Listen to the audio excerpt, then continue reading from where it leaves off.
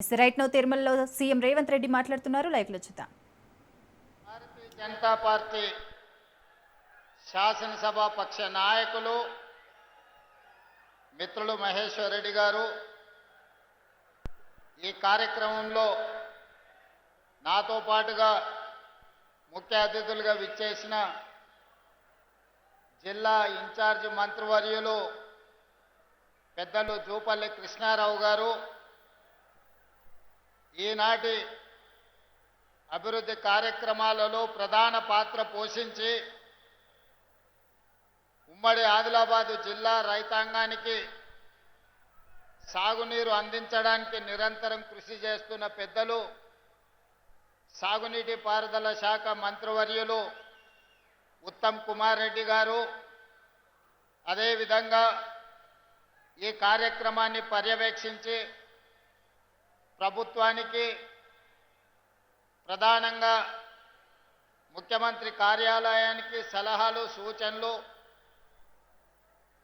పరిపాలనలో ప్రభుత్వానికి చేదోడుగా వాదోడుగా ఉన్న సలహాదారులు మాజీ మంత్రివర్యులు పెద్దలు సుదర్శన్ రెడ్డి గారు, అదేవిధంగా స్థానిక పార్లమెంట్ సభ్యులు నగేష్ గారు, శాసనసభ్యులు వెడ్మ బొజ్జు గారు, రామారావు పటేల్ గారు, శాసన మండలి సభ్యులు దండే విఠల్ గారు, శాసన మండలి సభ్యులు అంజిరెడ్డి గారు, అదేవిధంగా వేదికను అలంకరించిన రాష్ట్ర కేంద్ర మాజీ మంత్రివర్యులు, శాసన మండలి సభ్యులు, శాసనసభ్యులు, వివిధ కార్పొరేషన్లకు సంబంధించిన చైర్మన్లు, ప్రజాప్రతినిధులు, ప్రాణ సమానులైన నిర్మల్ జిల్లా శ్రేణులందరికీ మనస్ఫూర్తిగా హృదయపూర్వకంగా ధన్యవాదాలు, అభినందనలు తెలియజేస్తున్నా.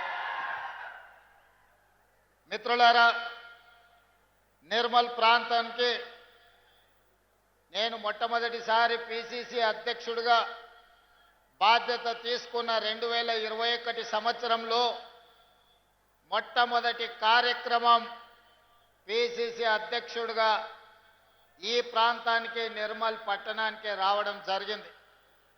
ఆనాడు మీరందరూ వేలాదిగా తరలొచ్చి అండగా నిలబడతాం, ప్రజా సమస్యల మీద కొట్లాడండి, మీకు ఎల్లవేళలా తోడుగా ఉంటామని మీరు ఇచ్చిన భరోసా, మీరిచ్చిన మద్దతే ఈనాడు తెలంగాణ రాష్ట్రానికి ముఖ్యమంత్రిగా తిరిగి మీ ముందు నిలబడడం జరిగింది. అదేవిధంగా నిర్మల్లో మొట్టమొదటి కార్యక్రమమే కాదు, మొట్టమొదటి భారీ బహిరంగ సభ కూడా ఆదిలాబాదు ఉమ్మడి ప్రాంతంలోనే ఇంద్రవెల్లిలో దళిత గిరిజన దండోరా కార్యక్రమాన్ని తీసుకొని ఆనాడు వేలాది మంది కదం దొక్కి ఆశీర్వదించడంతో ఈనాడు ప్రజాపాలన, ప్రజలు కోరుకున్న పరిపాలన ఈరోజు పేదలకు అందుబాటులోకి వచ్చింది. మిత్రులారా, ఆదిలాబాదు జిల్లా అంటే నాకెప్పుడు ప్రత్యేకమైన అభిమానం. ఎందుకంటే ఈ ప్రాంతము పోరాటానికి పౌరుషానికి గడ్డ. ఆనాడు జల్ జంగల్ జమీనుతో కొమరం భీముడు కొట్లాడినా, లేదా రామ్జీ గోండు తన పౌరుషాన్ని ప్రదర్శించిన 1000 ఊర్ల మర్రి సజీవ సాక్ష్యంగా ఈ ప్రాంతంలోనే ఉంది. ఆనాడు ఈ ప్రాంత అడవి కోసము, ఈ ప్రాంత నీళ్ల కోసము, ఈ ప్రాంత భూమి కోసము కొట్లాడి ఆదర్శంగా నిలబడ్డ ప్రాంతమే ఆదిలాబాదు ప్రాంతం. రామ్జీ గోండ్ కొమరం భీముడిని ఆదర్శంగా తీసుకొని పోరాటాలు చేసి సాధించుకున్న తెలంగాణ రాష్ట్రంలో అత్యంత వెనుకబడిన ఆదిలాబాదు జిల్లాకు ఎంతో న్యాయం జరగాల్సి ఉండే. కానీ జరగాల్సినంత న్యాయము, రావాల్సినన్ని నీళ్లు, చేయాల్సినంత అభివృద్ధి ఉమ్మడి ఆదిలాబాదు జిల్లాలో జరగలేదు. అందుకే ఆదిలాబాదు జిల్లాను పాలమూరు జిల్లాకి ఎంత ప్రత్యేకంగా, నేను ఏ ప్రాంతం నుంచి అయితే వచ్చినో ఆ ప్రాంతానికి ఏ విధంగా నిధులను అందించి అభివృద్ధి చేయాలని అనుకుంటున్నానో పాలమూరు జిల్లాతో సమానంగా ఆదిలాబాదు జిల్లా అభివృద్ధి కోసం నిధులు ఇస్తానని చెప్పాను. ఖచ్చితంగా ఈ ప్రాంతానికి నిధులు ఇవ్వడమే కాదు, పరిశ్రమలను మంజూరు చేసి ఈ ప్రాంతాన్ని ఈ అభివృద్ధి చెయ్యాలని మా ప్రభుత్వము ఉక్కు సంకల్పంతో ముందుకు వెళ్తుంది. మిత్రులారా, ఈనాడు ప్రారంభించుకున్న చనాక కొరాట కావచ్చు, లేకపోతే సదర్మట్ బ్యారేజ్ కావచ్చు, ఈ ప్రాజెక్టులన్నీ కూడా 10 సంవత్సరాలలో అనుకుంటే ఎప్పుడో పూర్తయి ఈ ప్రాంతానికి న్యాయం జరిగి ఉండేది. కానీ ఏదైనా కారణం ఏమైనా ఉండొచ్చు, ఆ 10 సంవత్సరాలలో పూర్తి కాలేదు. కాబట్టే పెద్దలు ఉత్తమ్ కుమార్ రెడ్డి గారు సాగునీటి ప్రాజెక్టుగా మంత్రిగా బాధ్యత చేపట్టిన తర్వాత ప్రత్యేకమైన దృష్టి పెట్టి భూసేకరణకు నిధులను మంజూరు చేసి ఈనాడు ఈ ప్రాజెక్టులను పూర్తి చేసుకోవడం జరిగింది. కానీ ఇది ఆదిలాబాద్ అభివృద్ధికి సరిపోదు. ఇంతకుముందు మిత్రులు మహేశ్వర్ రెడ్డి గారు, పెద్దలు పార్లమెంట్ సభ్యులు నగేష్ గారు చాలా విషయాలు ఈరోజు ప్రస్తావనకు తీసుకొచ్చారు. వెడమ బొజ్జు గారు నా దృష్టికి చాలా అంశాలు తెచ్చారు. రామారావు పటేల్ గారు చాలా విషయాలను ప్రస్తావించడం జరిగింది. అందుకే ఈనాడు ప్యాకేజ్ నెంబర్ 27 కావచ్చు, లేకపోతే నిర్మల్లో అడ్వాన్స్ టెక్నాలజీ సెంటర్ కావచ్చు, లేకపోతే young India integrated residential schools కావచ్చు, వీటితో పాటు ఉమ్మడి ఆదిలాబాదు జిల్లాకు యూనివర్సిటీ లేదు. ఎన్ఎస్యుఐ యూత్ కాంగ్రెస్కు సంబంధించిన వాళ్ళు ఎప్పుడొచ్చినా నాకు నివేదికలు ఇస్తూనే ఉంటారు, ఈ ప్రాంతానికి యూనివర్సిటీ ఇవ్వాలి అని.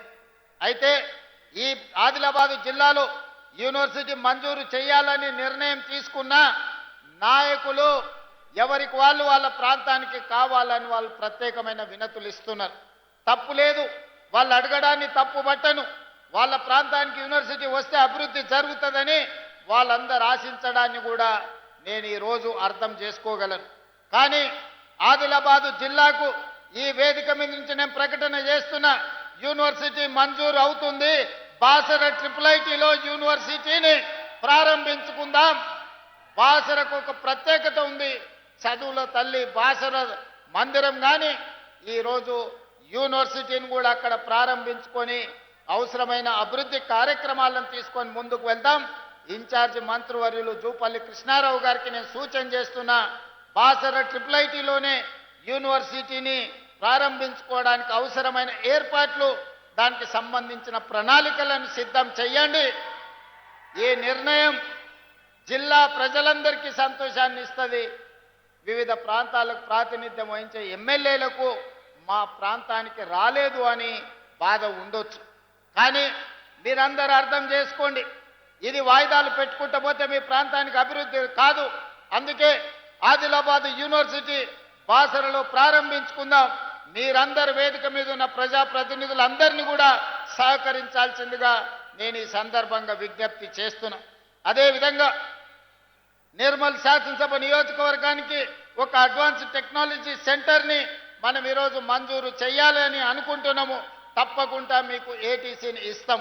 అదేవిధంగా స్టేడియం గురించి, కొత్త కలెక్టరేట్ కార్యాలయం గురించి, మున్సిపాలిటీకి సంబంధించిన నిధుల గురించి, ఇతర అంశాలు చాలా వాటిని మహేశ్వర్ రెడ్డి గారు ప్రస్తావించారు, మిగతా శాసనసభ్యులు కూడా ప్రస్తావించారు.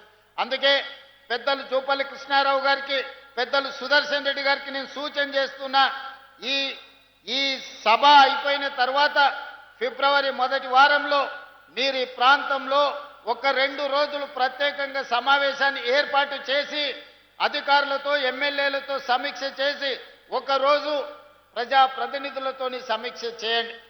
2వ రోజు అధికారులతోని ఇది సాధ్యాసాధ్యాల మీద చర్చించి సమీక్ష చేసి భూమి అందుబాటులో ఉందా లేదా వాటి వివరాలతో కూడుకున్న నివేదికను మీరు తీసుకొని రండి. ఉమ్మడి ఆదిలాబాదు జిల్లాకు కావాల్సిన అభివృద్ధి నిధులను, అభివృద్ధి కోసం అనుమతులను రాబోయే బడ్జెట్ సమావేశాలలో నేను అసెంబ్లీలోనే ఆదిలాబాద్కు సంబంధించిన ప్రజాప్రతినిధులతో ఒక ప్రత్యేకమైన సమావేశాన్ని ఏర్పాటు చేసి ఆదిలాబాద్కు జరగాల్సిన అభివృద్ధి, రావాల్సిన నిధులను ప్రత్యేకంగా మంజూరు చేద్దామని చెప్పి నేను ఈ వేదిక మీద నుంచి జూపల్లి కృష్ణారావు గారికి సూచన చేస్తున్నా. మిత్రులారా, ఆనాడు డాక్టర్ వైఎస్ రాజశేఖర రెడ్డి గారు, శ్రీమతి సోనియా గాంధీ గారి నాయకత్వంలో మొదలుపెట్టిన Pranahita Chevella project doctor Babasaheb Ambedkar Pranahita Chevella project ఆదిలాబాదుకు 2.5 లక్షల ఎకరాల నీళ్లు ఇవ్వాల్సి ఉండే. కానీ ఏదో ఆలోచన, లేకపోతే అది స్వార్థమా, లేకపోతే ఆలోచనలో ఉన్న లోపమా నాకు తెలీదు. కానీ 1,10,000 కోట్ల రూపాయలు ఖర్చు పెట్టినా ఇంకా 40-50 వేల కోట్ల రూపాయలు ఖర్చు పెట్టాల్సింది ఉన్నా ఆదిలాబాదుకు గోదావరి జలాలు రావడానికి సాధ్యం లేదు. అందుకే ఈనాడు మన ప్రభుత్వం వచ్చిన తర్వాత ఆలోచన చేసినాం. ఆదిలాబాదు రైతాంగానికి నీళ్లు ఇవ్వాలి అంటే తుమ్మిడిహెట్టి దగ్గర ప్రాణహిత చేవెళ్ల ప్రాజెక్టును కట్టాల్సిందే, కట్టి తీరవలసిందే. తుమ్మిడిహెట్టి ప్రాంతంలో ప్రాజెక్టును కట్టి ఆదిలాబాదుకు నీళ్లు ఇవ్వాలని నిర్ణయం తీసుకున్నాం. దానికి సంబంధించిన సర్వేలు జరుగుతున్నాయి, నివేదికలు తయారు అవుతున్నాయి. బడ్జెట్ సమావేశాల లోపు ఉత్తమ్ కుమార్ రెడ్డి గారికి సూచన చేస్తున్నా, ఈ తుమ్మిడిహెట్టి దగ్గర నిర్మించాల్సిన ప్రాజెక్టు సంబంధించిన సంపూర్ణమైన నివేదికను తయారు చేయండి. ఆదిలాబాద్ రైతాంగానికి సాగునీరును అందించి ఈ ప్రాంతాన్ని ఆదుకుందాం. తుమ్మిడిహెట్టి దగ్గర ప్రాజెక్టు నిర్మించుకుందాం. మనకు రావాల్సిన నీళ్లను ప్రతి చుక్కను మనం ఒడిసి పట్టుకుందామని చెప్పి ఉత్తమ్ కుమార్ రెడ్డి గారికి నేను సూచన చేస్తున్నా. అదేవిధంగా ఎర్ర బస్సే కష్టం. ఆదిలాబాదు గూడాలలో ఇక్కడుండే పటేళ్లు చాలా మంది వచ్చి నన్ను కలుస్తుంటారు. సార్ మాకు పోవడానికి దారి లేదు, ఆ ఫారెస్ట్ ఆఫీసర్లు ఇల్లు కట్టుకొని ఇస్తలేరు, మా ఊరికి ఎర్ర బస్సు కూడా రావడం లేదని. అందుకే ఈనాడు ఆదిలాబాదు ప్రాంతాన్ని ప్రత్యేకంగా గుర్తించి మిత్రులు పాయల శంకర్ ఆదిలాబాద్ ఎయిర్పోర్ట్కి సంబంధించిన అంశాన్ని నగేష్ గారు అదేవిధంగా ఎడమ బొజ్జు గారు నా దృష్టికి తెచ్చారు. అందుకే ఆదిలాబాదు జిల్లాకి ఎయిర్పోర్ట్ తీసుకొచ్చి ఎర్ర బస్సు రాని ఈ ప్రాంతానికి ఎయిర్ బస్సు తీసుకొచ్చి విమానాలను తీసుకొచ్చే బాధ్యత మన ప్రభుత్వం తీసుకుంటుంది. ఆదిలాబాద్లో పెద్ద భారత ప్రధానమంత్రి నరేంద్ర మోడీ గారి చేత ఎయిర్పోర్టును ప్రారంభించుకుందాం. వారిని ప్రత్యేకంగా ఆహ్వానించి ఎయిర్పోర్ట్ కోసము శిలా ఫలకాన్ని ప్రారంభోత్సవ కార్యక్రమాన్ని చేసుకుందాం. ఒక్క ఎయిర్పోర్ట్ ఉంటే మన ప్రాంతం అభివృద్ధికి పూర్తి స్థాయిలో అనుమతులు రావు. అందుకే ఈ ప్రాంతంలో తెలంగాణ రాష్ట్రంలోనే అతి పెద్ద పారిశ్రామిక వాడను ఆదిలాబాదులో చేసుకుందాం. ఇన్ఛార్జ్ మంత్రి గారికి నేను చెప్పిన ఒక 10,000 ఎకరాల భూమిని ఆదిలాబాదులో సేకరించండి. ఈ దేశంలో ఉండే ప్రతి పరిశ్రమను ఆదిలాబాదు జిల్లాకు తీసుకొచ్చి ఇక్కడి నిరుద్యోగ యువతకు ఉద్యోగ ఉపాధి అవకాశాలు కల్పిద్దాం. ఈ ప్రాంతాన్ని ఒక అభివృద్ధి చెందిన పారిశ్రామిక కేంద్రంగా తయారు చేద్దాం. అప్పుడే మీ జిల్లాకు వచ్చిన ఎయిర్పోర్ట్, మీ జిల్లాకు వచ్చిన రోడ్లు, మీ జిల్లాలో కట్టే సాగునీటి ప్రాజెక్టులు, ఈ జిల్లాలో చదువుల కోసం ప్రారంభించుకున్న యూనివర్సిటీలు అన్నీ కూడా ఈనాడు అభివృద్ధికి వేదికలుగా మారుతాయి. అందుకే వేదిక మీద ఉన్న వివిధ రాజకీయ పార్టీల ప్రజాప్రతినిధులకు నేను విజ్ఞప్తి చేస్తున్నా. ఎన్నికలు వచ్చినప్పుడు రాజకీయాలు చేసుకుందాం. ఎన్నికలు వచ్చినప్పుడు ఎవరి పార్టీని గెలిపించుకోవడానికి వాళ్ళు ప్రయత్నం చేసుకుందాం. ఎన్నికలు ముగిసిన తర్వాత అభివృద్ధి మంత్రంగా మనల్ని ఓట్లేసి గెలిపించిన ప్రజలకు సంక్షేమాన్ని అభివృద్ధిని అందించే విధంగా కలిసిమెలిసి పనిచేద్దాం. భారతీయ జనతా పార్టీ నాయకులకి వేదిక మీద నుంచి విజ్ఞప్తి చేస్తున్నా. ప్రతి 3 నెలలకు ఒకసారి ప్రధానమంత్రి దగ్గరికి వెళ్తున్నా, ప్రతి 10 రోజులకు ఒకసారి కేంద్ర మంత్రుల దగ్గరికి వెళ్తున్నా. ఢిల్లీ నుంచి రావాల్సిన అనుమతులు, తేవాల్సిన నిధుల కోసం కేంద్ర ప్రభుత్వంలో ఉన్న పెద్దల్ని మేమెట్లయితే కలుస్తున్నామో రాష్ట్ర ప్రభుత్వానికి కాంగ్రెస్ పార్టీ మేమందరం బాధ్యత వహిస్తుండొచ్చు. మీరు రాండి, నిస్సందేహంగా మీకేం కావాలనో నిధుల గురించి చెప్పండి, తప్పకుండా చేయగలిగింది చేస్తాం. దీంట్లో రాజకీయాలు లేవు. మన ప్రాంతాన్ని అభివృద్ధి చేసుకోవాలి. మన మీద విశ్వాసం ఉంచి మనకు ఓట్లేసిన ప్రజలకు మేలు జరగాలి అనంటే ఎమ్మెల్యేలు, ఎంపీలు ఆ ప్రాంతానికి సంబంధించిన సమస్యల్ని ప్రభుత్వం దృష్టికి తీసుకురావాలి. చాలామంది అంటుంటారు నరేంద్ర మోడీ గారిని పదే రేవంత్ రెడ్డి గారు కలుస్తుంటారని. నరేంద్ర మోడీ గారు నాకు బంధువేం కాదు, నరేంద్ర మోడీ గారితో ఇంకా నాకు చుట్టరికమేం లేదు. కానీ వారి దేశానికి ప్రధానమంత్రి అనుమతిస్తేనే ఎయిర్పోర్ట్ వస్తుంది, పెద్ద పెద్ద పరిశ్రమలు వస్తాయి. మనకు నిధులు వస్తాయి. ఇవాళ మనం తుమ్మిడేటి దగ్గర ప్రాజెక్టు కట్టాలి అని అంటే మహారాష్ట్ర నుంచి కొన్ని అనుమతులు తీసుకోవాలి. మహారాష్ట్రలో భారతీయ జనతా పార్టీ అధికారంలో ఉంది. ఒకవేళ ఆ ముఖ్యమంత్రి గారు మనం అడిగితే, ఒకవేళ ఏదైనా ఆలోచన చేస్తే, నరేంద్ర మోడీ గారు ఒక మాట చెప్తే, అమిత్ షా గారు ఒక మాట చెప్తే మన ప్రాంతానికి మేలు జరుగుద్ది. ప్రజల కోసం, ప్రాంత అభివృద్ధి కోసం, ఈ ప్రాంత నిరుద్యోగ యువకులకు ఉద్యోగ ఉపాధి కోసం ఎవరినైనా కలవడానికి ఒక్క క్షణం కూడా ఆలోచన చెయ్యను. నేను పైరవీల కోసం పోను. పర్సనల్ ఎజెండా నా దగ్గర లేదు. నాకున్నదల్లా చిన్న వయసులోనే ఈ తెలంగాణ రాష్ట్ర ప్రజలు 4 కోట్ల తెలంగాణ బిడ్డలు ఈ రోజు నాకు అవకాశం ఇచ్చి భుజము తట్టి ముఖ్యమంత్రి కుర్చీలో కూర్చోబెట్టారు. మరి దానికి న్యాయం చేయాల్సిన బాధ్యత నా మీద ఉందా లేదా మీరు ఒక్కసారి ఆలోచన చేయండి. ఎవరిని కలిసినా, నేను వెళ్ళినప్పుడు బీజేపీ ఎంపీలు కూడా ఉన్నారు. నేను వెళ్ళేటప్పుడు నా సహచర మంత్రులను కూడా తీసుకెళ్తున్నా. ప్రధానమంత్రి గారికి ఇవ్వాల్సిన గౌరవం ఇచ్చినాం, అడగాల్సిన అనుమతులు అడిగినాం. ఇవాళ తెచ్చుకోవాల్సిన కొన్ని తెచ్చుకున్నాం. ఇవాళ వరంగల్లో ఎయిర్పోర్ట్ వచ్చింది. ఇవాళ మనకు ఆదిలాబాద్ ఎయిర్పోర్ట్ మంజూరు చేస్తామని చెప్పిండ్రు. ఇవన్నీ మనం అడగకుండా వస్తాయా? 10 సంవత్సరాలు వాళ్ళు అడగలేదు. పెద్దలు చెప్పిండ్రు అడగంది అమ్మాయినా పెట్టదని. కేంద్ర ప్రభుత్వానికి ఎట్లా తెలుస్తుంది మనకేం సమస్య ఉందో, ఆ సమస్య ఏ విధంగా పరిష్కారం అవుతుందో? అందుకే ఆ సమస్యల్ని మనం నివేదికల ద్వారా కేంద్ర ప్రభుత్వానికి అందించడం ద్వారా, కేంద్రం నుంచి తెచ్చుకోవాల్సిన మంజూరీలు తెచ్చుకోవడం ద్వారా మన ప్రాంతాన్ని అభివృద్ధి చేసుకుందాం. దానికి సంపూర్ణంగా మీరు సహకరించాల్సిందిగా నేను కోరుకుంటున్నా. 10 సంవత్సరాలు ఏలిన వాళ్ళు ఈ ఆలోచన చేయకపోవడం వల్లనే తెలంగాణ రాష్ట్రానికి తీరని నష్టం జరిగింది. కేంద్రం నుంచి తెచ్చుకోవాల్సిన నిధులు, ఇస్తున్న నిధులు కూడా తీసుకోకపోవడం వల్లనే ఈనాడు తెలంగాణ రాష్ట్రం మీద 8,11,000 కోట్ల రూపాయల అప్పుల భారం పడ్డది. ఇవాళ అప్పే మనకు 30. ఆనాడు పాలకులు చేసిన తప్పులు, వాళ్ళు చేసిన అప్పులు ఈనాడు ఉరితాడై తెలంగాణ రాష్ట్ర ప్రజల యొక్క ఊపిరి తీసే పరిస్థితి వచ్చింది. అందుకే ఈ చిక్కుముళ్లను ఒక్కొక్కటి పరిష్కరించుకుంటూ, సమస్యల్ని దాటుకుంటూ, పేద ప్రజలకు చేయాల్సిన పనులను చేసుకుంటూ ఈరోజు ముందుకెళ్తున్నాం. నేను ఈడున్న పేదోళ్ళని అందరిని అడుగుతున్నా, ఆనాడు మీకు ఎన్ని డబుల్ బెడ్రూమ్ ఇళ్ళు వచ్చినాయి ఒక్కసారి ఆలోచన చేయండి. ఈనాడు ఈ ప్రభుత్వంలో ప్రతి నియోజకవర్గానికి 3,500 ఇందిరమ్మ ఇండ్లు ఇచ్చి ఇల్లు లేని నిరుపేదలకు నిలవ నీడ ఇవ్వడానికి ఇలా ఇందిరమ్మ ఇండ్లు ఇచ్చినాం. ఇంకా పక్కన మా అక్కలు ఉన్నారు, మా చెల్లెళ్ళు అందరు చూస్తున్నారు. అక్క, ఆనాడు ఎన్నడైనా రేషన్ షాపులు ఇచ్చిన బియ్యం వండి పిల్లలకు భోజనం పెట్టినరా? ఎన్నడైనా ఆ ప్రభుత్వంలో ఇచ్చిన బియ్యం ఎన్నడైనా వండి మీరన్నా తిన్నరా? మన సంటి పిల్లలకన్నా పెట్టినమా? కానీ ఇవాళ ఈ ప్రభుత్వం వచ్చిన తర్వాత, ఉత్తమ్ కుమార్ రెడ్డి గారు మంత్రి బాధ్యతలు చేపట్టిన తర్వాత ఇవాళ సన్న బియ్యం ఇస్తే ప్రతి తల్లి ఆ సన్న బియ్యం తెచ్చి అదే వండి వాళ్ళు తినడమే కాదు, సంటి పిల్లలకి ఇవాళ బుక్కెడు బువ్వ పెడుతుండ్రంటే సన్న బియ్యం ఈ ప్రభుత్వం ఇచ్చిన మాట వాస్తవం కాదా? ఇవాళ ఉండడానికి, కట్టుకోవడానికి, పేదవాడికి ఇల్లు వచ్చిందంటే ఇల్లు కట్టుకోవడానికి 5 లక్షల రూపాయలు ఉచితంగా మీకు ఇచ్చిన మాట వాస్తవం కాదా అని చెప్పి నేను ఈరోజు మిమ్మల్ని అడుగుతున్నా. ఇవాళ రైతులను అడుగుతున్న, ఆదిలాబాద్ జిల్లా అంటే రైతులు ఈ ప్రాంతం.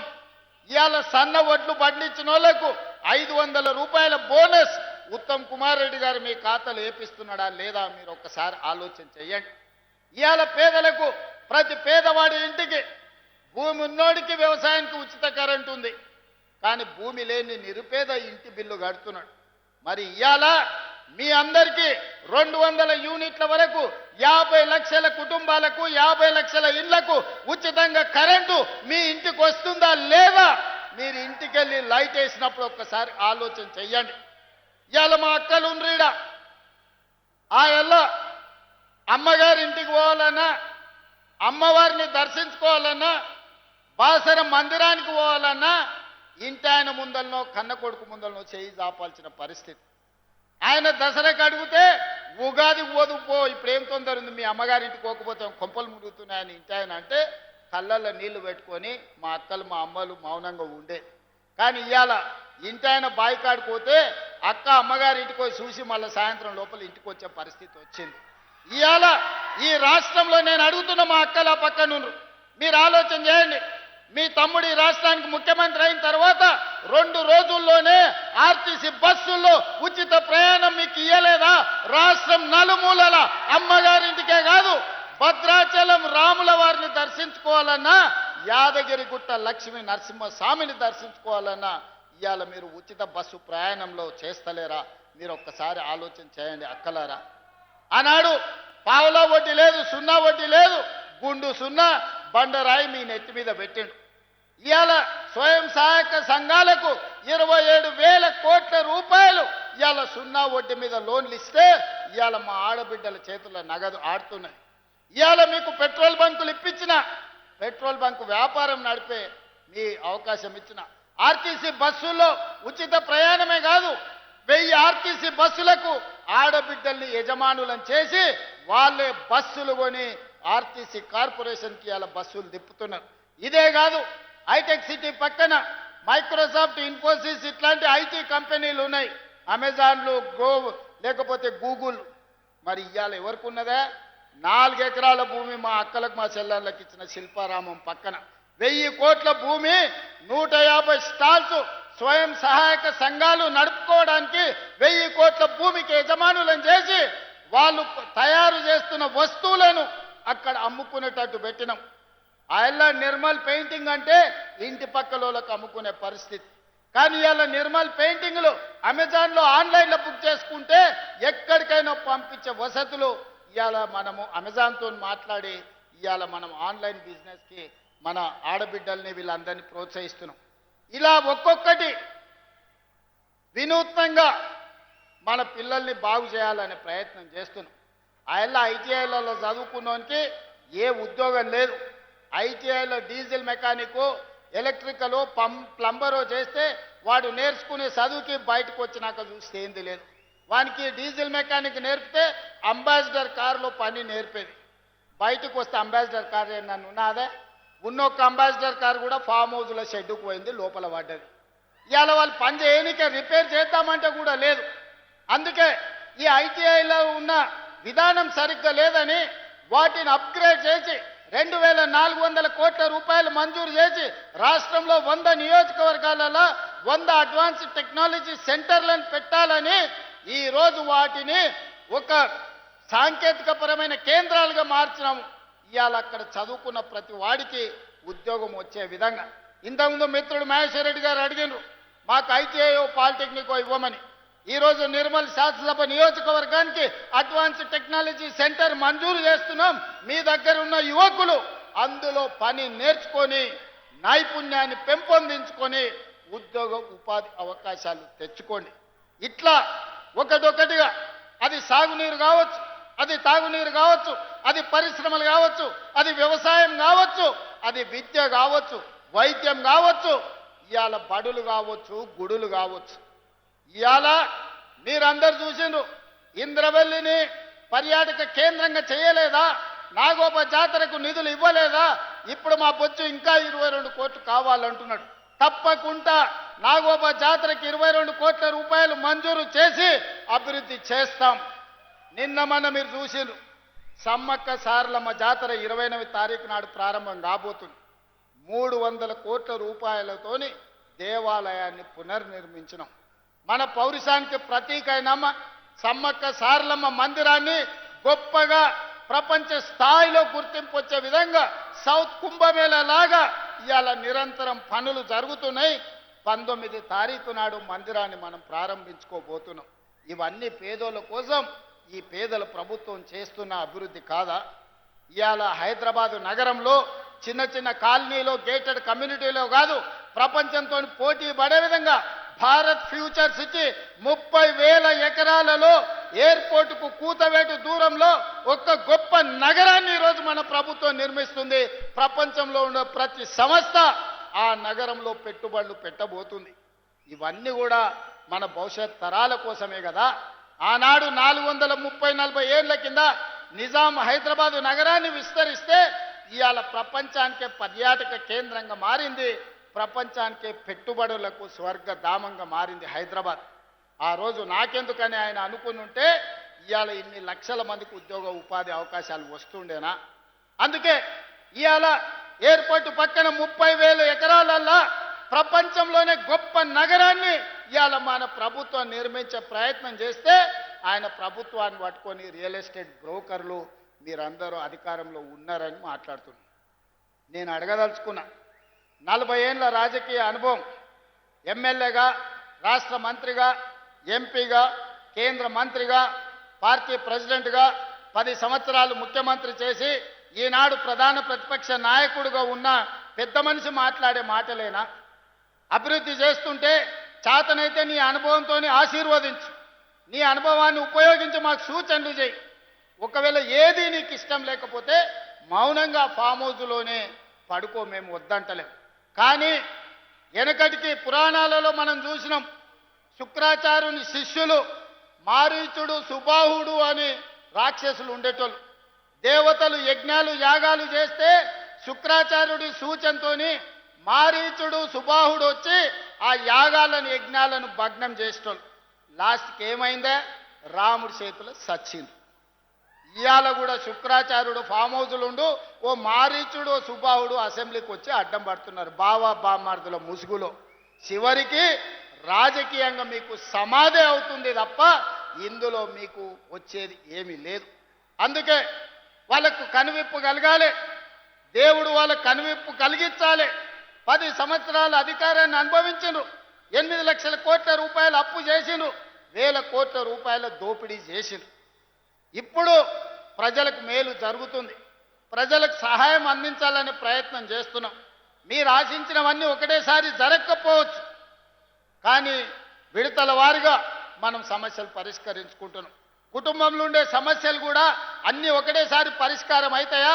మా అక్కళ్ళు అడుగుతున్నా, బిడ్డ పెళ్లి చేస్తే వడ్డానం అడుగుతుంది, మనం ముందే ఏం చెప్తాం, చెవులకు దుద్దులు చేసుకో, చేతికి ఉంగరం చేసుకో బిడ్డ, మళ్ళీ పంట వన్నాక నీకు ఏదైనా చేపిస్తాను. నిజంగానే మన బిడ్డకు చేపియొద్దని మనకు ఉంటుందా? ఏ తల్లికైనా తన దగ్గర ఉన్నదంతా తీసి బిడ్డకి ఏదో ఒకటి పెట్టాలనుకుంటాం. కానీ సంసారం సహకరించకపోతే, పరిస్థితులు అనుకూలించకపోతే కొన్నిసార్లు వాయిదా చేసుకుంటాం. ప్రభుత్వం కూడా సంసారమే కదా, మీ అందరికీ చెయ్యాలన్నదే కదా నా ఆలోచన. మీకోసమే కదా మేము ఇక్కడ ఉన్నది. మేము ఏ ఒక్క రూపాయి ఇంటికి తీసుకెళ్ళాలి కదా. ఇండ్లు ఇచ్చినా, బియ్యం ఇచ్చినా, రేషన్ కార్డులు ఇచ్చినా, 10 ఏళ్ళు రేషన్ కార్డులు ఇచ్చే దిక్కు లేదు. ఇవాళ లక్షలాది రేషన్ కార్డులు ఇవాళ పేదలకు ఇచ్చిన మాట వాస్తవం కాదా? ఇవన్నీ ఒకటొకటిగా చేసుకుంటూ వస్తున్నాం. ఇంకా చేయాల్సింది ఉంది. మీరు ఆశీర్వదించండి, మీరు అండగా నిలబడండి. ఈ తెలంగాణ రాష్ట్రాన్ని దేశంలోనే అభివృద్ధి చెందిన మొదటి రాష్ట్రంగా తీర్చిదిద్దుకుందాం. మొన్న జరిగిన సర్పంచ్ ఎన్నికల్లో విలక్షణమైన తీర్పు ప్రజలు ఇచ్చిండ్రు. 66% ఆశీర్వదించి నెంబర్ 1గా నిలబెట్టిండ్రు. రాబోయే మున్సిపల్ ఎన్నికల్లో కూడా నా సూచన, మంచి వాళ్ళని గెలిపించండి, మంత్రులతోని పనులు చేయించుకునేటోళ్ళని గెలిపించండి, ఊరి సమస్యల్ని, బస్తీ సమస్యల్ని అవగాహన ఉన్నోళ్ళని గెలిపించండి. 10 రూపాయలకు మనం ఓటేస్తే 100 రూపాయలు వాడు కొల్లగొడతాడు. అందుకే మనమంటే ఇష్టపడేటోడు, మన సమస్యల్ని పరిష్కరించటోని గెలిపించండి. నేను వాళ్ళని గెలిపించండి, వీళ్ళని గెలిపించండి అని అనట్లేదు. ప్రజల ప్రభుత్వంతో కలిసి పనిచేసేటోళ్ళని గెలిపిస్తే మన ప్రాంత సమస్యలు పరిష్కారం అవుతాయి. తొందరలోనే మున్సిపల్ ఎన్నికలు జరుగుతున్నాయని టీవీలలో, పేపర్లలో వస్తుంది. మున్సిపల్ ఎన్నికలు వచ్చినప్పుడు మంచోన్ని గెలిపించుకోండి, మనోన్ని గెలిపించుకోండి, మంచిగా మీ సమస్యల్ని పరిష్కరించేటోని గెలిపించుకోండి. అప్పుడే మీ ప్రాంతాలకు అభివృద్ధి జరుగుతుంది. ఇవాళ నేను ముఖ్యమంత్రి గీడికి వచ్చిన అంటే బీజేపీ ఎమ్మెల్యేలైనా వాళ్ళు వచ్చి అడిగినారు కాబట్టి ఇవాళ మంజూరు చేస్తానని నేను చెప్పిన. వాళ్ళు ఈ సభకు రాకుండా, ఈ సభలో అడగకుండా, మీ సమస్యలు ప్రస్తావించకపోతే మీకు అన్యాయం జరిగి ఉండేది కదా. నా సూచన ఒక్కటే, ఎన్నికలప్పుడే రాజకీయాలు చేద్దాం, ఎన్నికల తర్వాత అభివృద్ధిలో కలిసి నడుద్దాం. ఇవాళ మహేశ్వర్ రెడ్డి గారైనా, వెడమ బొజ్జు గారైనా, రామారావు పటేల్ గారైనా, ఈ వేదిక మీద ఉన్న ఎమ్మెల్యేలు, ఎమ్మెల్సీలు ఏవైతే విషయాలను నా దృష్టికి తీసుకొచ్చిండ్రో వాటన్నిటిని కూడా మా ఇన్ఛార్జ్ మంత్రి గారికి సూచన చేస్తున్నా. మీరు ఫిబ్రవరి మొదటి వారంలో మీరు సుదర్శన్ రెడ్డి గారు వచ్చి కూర్చొని ఒక రోజంతా ప్రజాప్రతినిధులతోని రెండవ రోజు అధికారులతోని సమీక్ష చేసి రేపటి బడ్జెట్ సమావేశాలకు ఆదిలాబాద్ కోసం ప్రత్యేకమైన నివేదిక తయారు చేయండి. బడ్జెట్లోనే నిధులను పెట్టి ఈ ప్రాంతాన్ని అభివృద్ధి చేయడానికి మనం సంపూర్ణంగా సహకరిద్దామని తెలియజేస్తున్నా. మిత్రులారా, మీకు అందరికీ అనిపించవచ్చు అన్నేందబ్బా సప్పగా మాట్లాడుతుండు, ఏం చెప్తలేడా. నేను ఓడిపోయిన వాళ్ళ గురించి పడిపోయిన వాళ్ళ గురించి మాట్లాడదలుచుకోలే, నిర్ణయం తీసుకున్నా. ఒక్క ఏటుకు పోయాడ వండుకున్నారు. వెనకటికి టైసన్ నాకౌట్ కొట్టింది కదా, ఒక్క దెబ్బకి అన్నీ అయిపోయినట్టు. అన్నీ అయిపోయినాయి, ఇప్పుడు మనం పని చేయాలి. అందుకే వాళ్ళ గురించి వీళ్ళ గురించి ఏదేదో మాట్లాడాలని నేను అనుకుంటలేను. నాకు ఇచ్చిన బాధ్యతతోని మీకందరికీ పని చెయ్యాలి, సేవ చెయ్యాలి అనుకుంటున్నా. మేము పాలకులం కాదు, మేము సేవకులము. తప్పకుండా మీకు సేవ చేస్తాం, మిమ్మల్ని అభివృద్ధి చేస్తాం, మీ మనసు గెలుస్తాం. రాబోయే ఎన్నికల్లో మళ్ళీ గెలుస్తాం. 2034 వరకు మన ప్రభుత్వాన్ని కొనసాగిస్తాం. ఆదిలాబాద్ సమస్యలు పరిష్కరిస్తా, ఇక్కడికి ఎయిర్పోర్ట్ తెస్తా, ఇక్కడికి పారిశ్రామిక వాడ తీసుకొస్తాం. తుమ్మిడి హెట్టి దగ్గర గోదావరి జలాల కోసం ప్రాజెక్టు కట్టి ఆదిలాబాదును అభివృద్ధి చేద్దామని చేస్తూ మీ అందరి దగ్గర సెలవు తీసుకుంటున్నా. ధన్యవాదాలు మిత్రులారా. ప్రజల మనిషి, ప్రజా సమస్యలను తెలుసుకొని తక్షణమే వాటి పరిష్కార దిశగా అడుగులు వేస్తున్న కార్యదక్షులు, తెలంగాణ రాష్ట్ర అభివృద్ధి పథంలో ముందుకు తీసుకుపోతున్న గౌరవ ముఖ్యమంత్రి గారి దిశానిర్దేశంతో ఈ జిల్లా మరింత అభివృద్ధిని సాధిస్తుందని ఆశిస్తూ వారి ఆత్మీయ సందేశానికి ప్రత్యేక ధన్యవాదాలు తెలియజేస్తూ ఇప్పుడు వారి నిర్మల్ ఫెస్టివల్కి సంబంధించిన లోగో ఆవిష్కరిస్తున్నారు. చారిత్రక సాంస్కృతిక ప్రాశస్త్యాన్ని చాటి చెప్పేలా నిర్మల్ ఉత్సవాల్ని నిర్వహించబోతున్నాం. ఆ ఉత్సవాలకు సంబంధించిన లోగోను అలాగే పోస్టర్ని గౌరవ ముఖ్యమంత్రి గారు ఆవిష్కరిస్తున్నారు. ఇది రెండవసారి నిర్మల్ ఉత్సవాల్ని నిర్వహించడం. అలాగే ఇప్పుడు గౌరవ ముఖ్యమంత్రి గారి చేతుల మీదుగా మహిళా స్వయం సహాయక సంఘాల సభ్యులకు వడ్డీ లేని రుణాలకు సంబంధించిన చెక్కు పంపిణీ ఉంటుంది. జిల్లా గ్రామీణాభివృద్ధి శాఖ ద్వారా నిర్మల్, ముదోల్, ఖానాపూర్